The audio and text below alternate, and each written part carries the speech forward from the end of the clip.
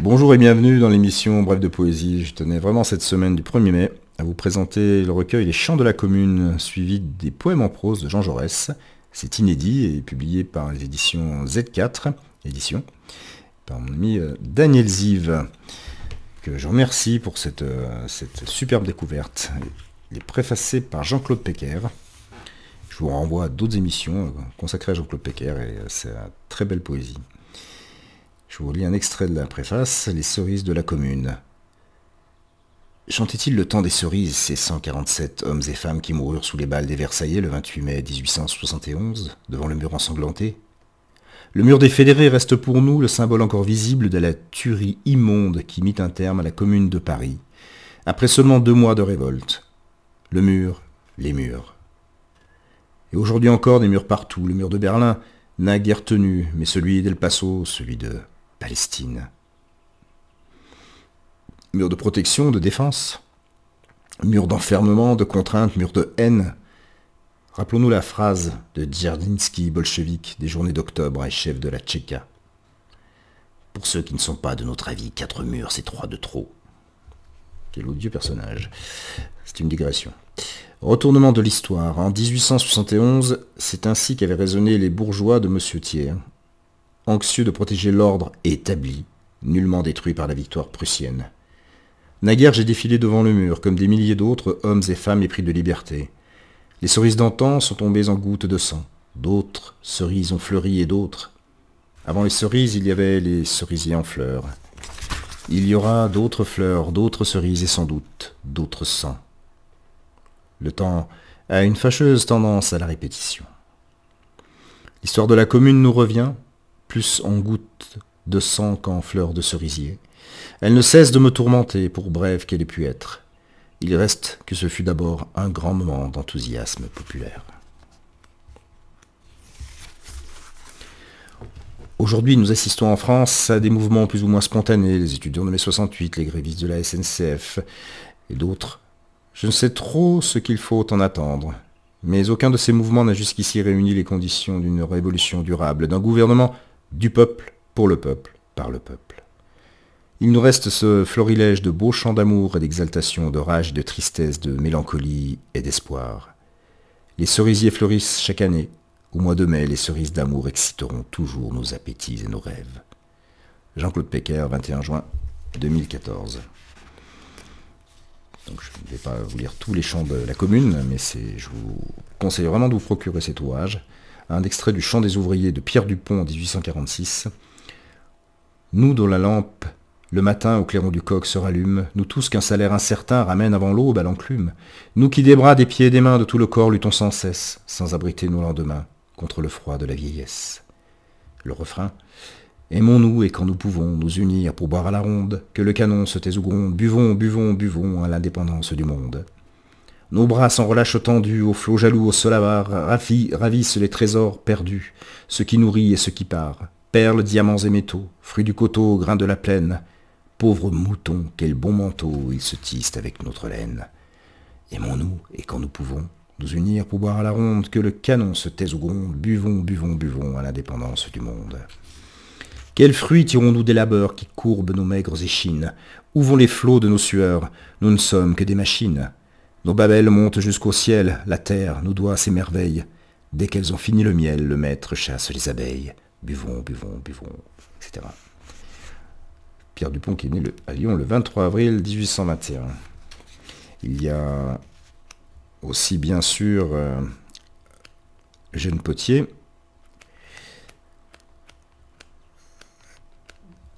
l'Internationale, c'est la lutte finale, groupons-nous et demain, l'Internationale.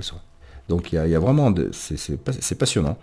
Je ne vais pas bien sûr vous lire tous les textes, il y a d'ailleurs une chanson de Louise Michel, qui n'est plus à présenter, mais il y a vraiment plein d'éléments intéressants sur les chants de la commune. Je vais juste... Il y a le temps des cerises, bien sûr, mais là, malgré ma voix... que j'ai un peu perdu depuis des semaines, mais c'est la semaine du 1er mai, donc on va essayer quand même. Je vous me pardonnerez les accros.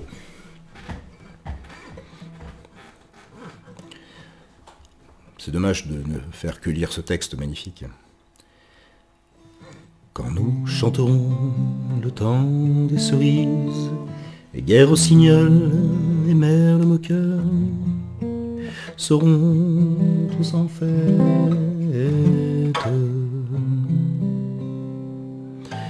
Les belles auront la folie en tête, et les amoureux du soleil au cœur.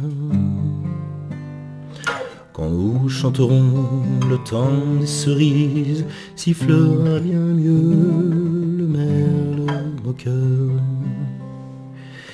Mais il est bien court le temps des cerises, où l'on s'en va de cueillir en rêvant des pendants d'oreilles.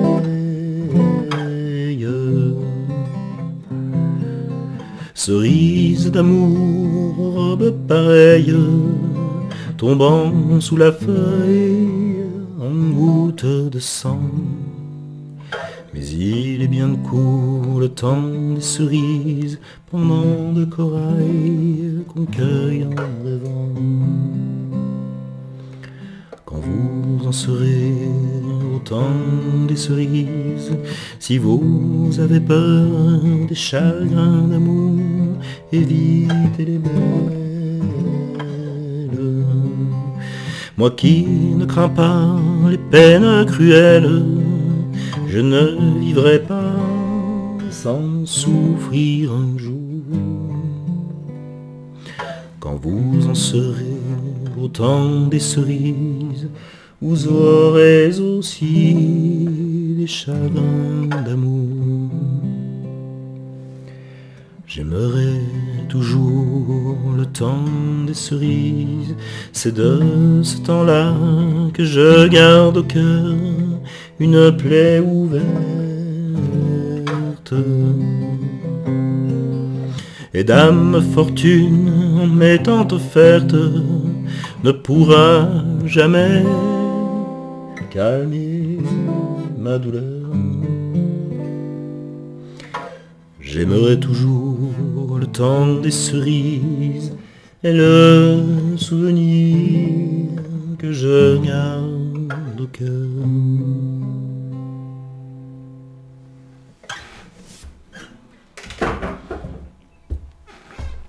Texte magnifique, que je rechanterai une fois enregistré seul quand j'aurai retrouvé ma voix. Alors, nous allons passer au texte. Quelques extraits en fait des poèmes en prose.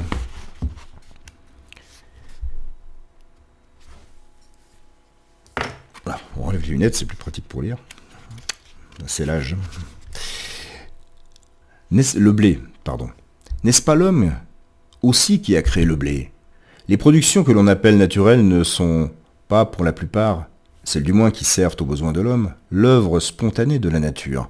Ni le blé ni la vigne n'existaient avant que quelques hommes, les plus grands des génies inconnus, aient sélectionné et éduqué lentement quelques graminées ou quelques cèpes sauvages.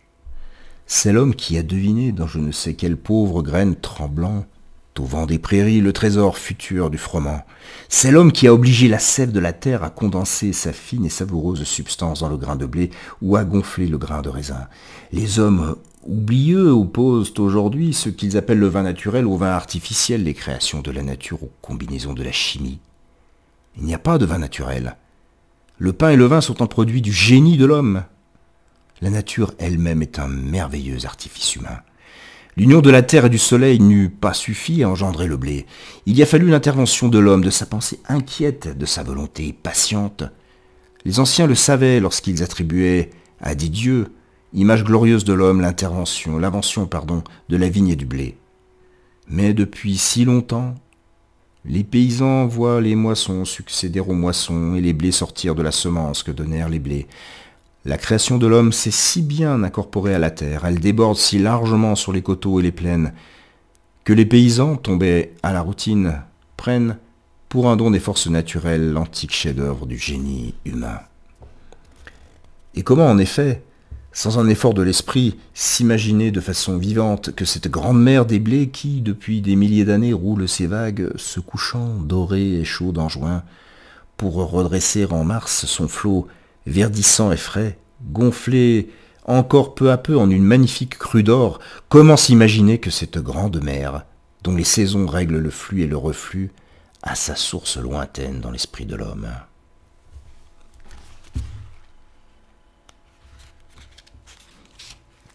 Le nuage et l'oiseau. Il est littéralement exact de dire que notre âme vole avec le nuage ou avec l'oiseau. Il ne faut pas dire, avec de faux poètes qui gâtent tout, qu'elle devient l'oiseau, le nuage, car cette expression forcée, au lieu d'abolir tout à fait, comme elle y prétend, notre propre individualité organique, en réveille maladroitement le souvenir. L'âme ne pourrait devenir oiseau qu'à la condition de jouer dans le corps de l'oiseau le rôle qu'elle joue dans son propre corps. Ainsi, elle ne serait affranchie de son propre organisme que pour être liée et limitée à un organisme étranger. Ce qui fait justement la joie des contemplations poétiques, c'est cette liberté vague de l'âme qui se mêle à toute activité et ne s'emprisonne dans aucune. Entre le mouvement cérébral qu'éveille en nous la vue des nuages flottants et cette vision elle-même, il y a évidemment une étroite correspondance, par laquelle notre âme est comme mêlée aux nuages. Le mouvement même des nuages ne prend pour nous un sens de la vie qu'à la condition que notre âme s'y unisse et s'y répande, et y répande en secret son propre mouvement. On peut donc dire en ce sens que c'est le mouvement de notre âme qui fait le mouvement du nuage, comme il fait le mouvement de notre corps, mais il n'y a pas un rapport organique grossier. C'est dans la sphère purement cérébrale que toutes ces relations se nouent. Et dire que l'âme devient nuage, c'est réveiller l'organisme qui dormait, c'est faire évanouir le charme délicat d'une liberté indéfinie. Mais il reste vrai que le moi n'est plus circonscrit à son propre organisme, que le cerveau, dans l'ordre même du mouvement, est beaucoup plus vaste que notre corps, et contient des richesses que le corps ne suffit point à manifester. Ainsi nous voyons, peu à peu, le moi s'élargir et déplacer son centre de l'organisme individuel où il est d'abord enfermé, vers la liberté immense du monde.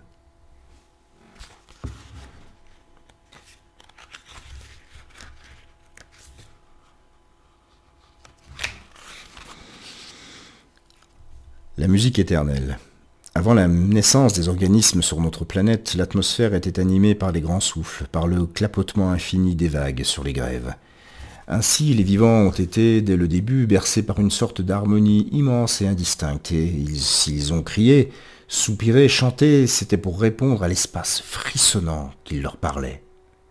Les innombrables petites bêtes des champs se seraient tues depuis des milliers d'années, si elles n'avaient été comme provoquées par la musique éternelle et secrète qui flotte dans l'espace autour des vivants, et, de même que les éléments subtils qui s'évaporent des plantes se convertissent en rosée dans la fraîcheur des nuits sereines, les vagues tendresses qui montent des êtres se convertissent en harmonie dans la douceur des nuits musicales.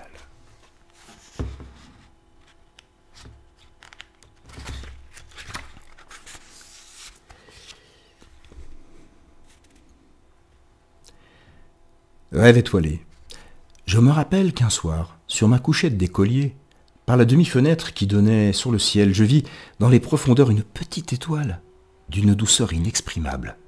Je ne voyais qu'elle, et il me sembla que toute la tendresse que pouvaient contenir les sphères lointaines, que toute la pitié inconnue, qui répondait peut-être dans l'infini à nos inquiétudes et à nos souffrances, que tous les rêves ingénus et purs qui avaient rayonné des âmes humaines depuis l'origine des temps, dans le mystère de la nuit, résumaient leur douceur dans la douceur de l'étoile. Et à un moment, je goûtais jusqu'aux larmes cette amitié fraternelle et mystérieuse de l'âme et de l'espace infini. Puis, peu à peu, et sans qu'aucune pensée précise expliquât ce changement, je sentis comme une rupture étrange. Les profondeurs amies se creusèrent en un abîme d'indifférence et de silence. Je me dis que le foyer de pensée et de poésie juvénile qui brûlait en moi s'éteindrait sans avoir pu réchauffer ces espaces glacés. Bossuet avait dit « Allons méditer le silence sacré de la nuit ». Pascal, le silence éternel de ces espaces infinis m'effraie. Tous les deux avaient l'âme chrétienne et je venais de passer en quelques instants de l'expansion de l'un au resserrement de l'autre.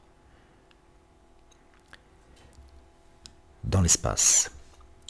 Pour moi, je n'ai jamais regardé sans une espèce de vénération, l'espace profond et sacré. Et lorsque, cheminant le soir, je le contemple, je me dis parfois que tous les hommes, depuis qu'il y a des hommes, ont élargi leur âme en lui, et que si les rêves humains qui s'y sont élevés laissaient derrière eux, comme l'étoile qui fuit une trace de lumière, une immense et douce lueur d'humanité emplirait soudain le ciel.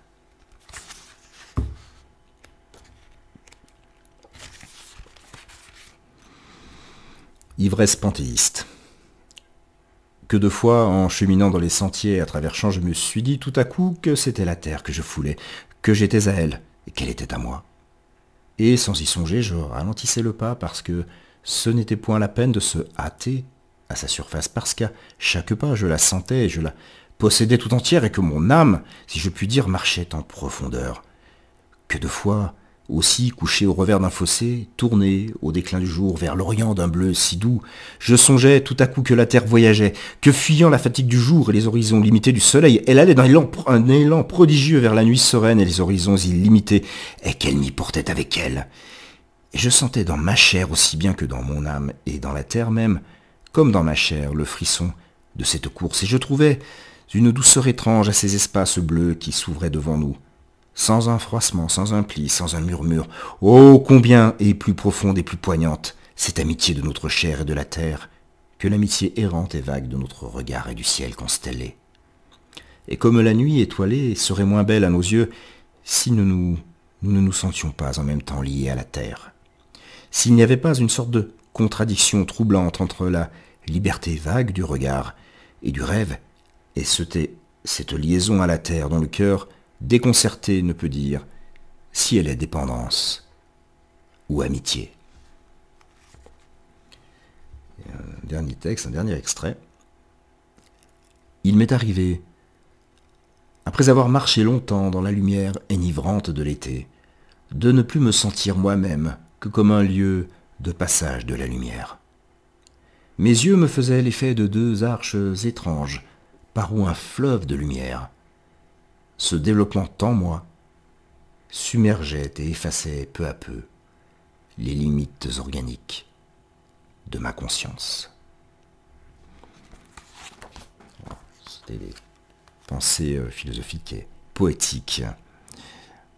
Voilà, très très beau recueil sur les chants de la commune et la poésie en prose de Jean Jaurès, publié aux éditions Z4, notre ami Daniel Ziv, et je vous le recommande vraiment. Et pour conclure cette émission,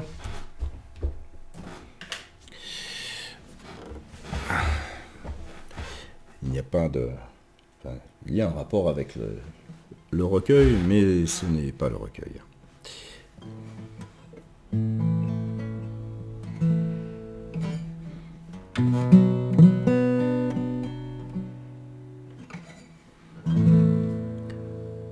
Ils étaient usés à 15 ans, ils finissaient en débutant. Les 12 mois s'appelaient décembre. Quelle vie ont eu nos grands-parents entre l'absinthe et les grands-messes. Ils étaient vieux avant que d'être 15 heures par jour, le corps en laisse au visage un teint de cendre. Oui, notre monsieur, oui, notre bon maître, pourquoi ont-ils tué Jaurès? Pourquoi ont-ils tué Jaurès? On ne peut pas dire qu'ils furent esclaves, de la dire qu'ils ont vécu. Lorsque l'on part aussi vaincu, c'est dur de sortir de l'enclave. Et pourtant l'espoir fleurissait dans les rêves qui montaient aux yeux des quelques ceux qui refusaient de ramper jusqu'à la vieillesse. Oui, notre bon maître, oui, notre monsieur, pourquoi ont-ils tué Jaurès? Pourquoi ont-ils tué Jaurès? Si par malheur il survivait, c'était pour partir à la guerre, c'était pour finir à la guerre,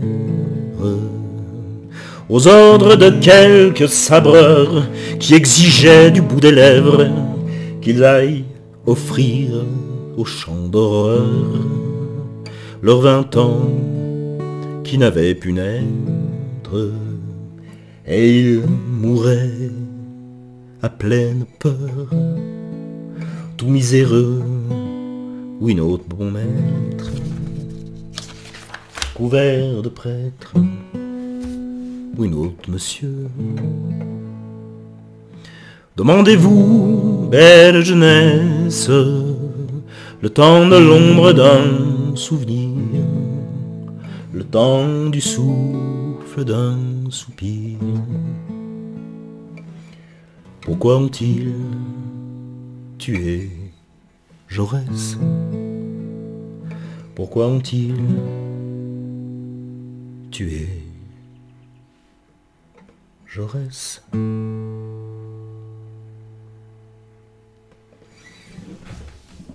C'était bien sûr Jaurès de Jacques Brel. Je vous remercie pour votre écoute et votre fidélité. Et excusez-moi pour la voix qui n'était pas au top. Voilà, bon 1er mai, et puis effectivement ne baissons pas les bras face à tous ces murs. Je vous rappelle donc, et je vous recommande, ces Chants de la Commune et la poésie en prose de Jean Jaurès. Voilà, pourquoi ont-ils tué Jaurès? On se le demande encore. Passez une belle journée, soirée en poésie, et je vous donne rendez-vous pour une prochaine émission.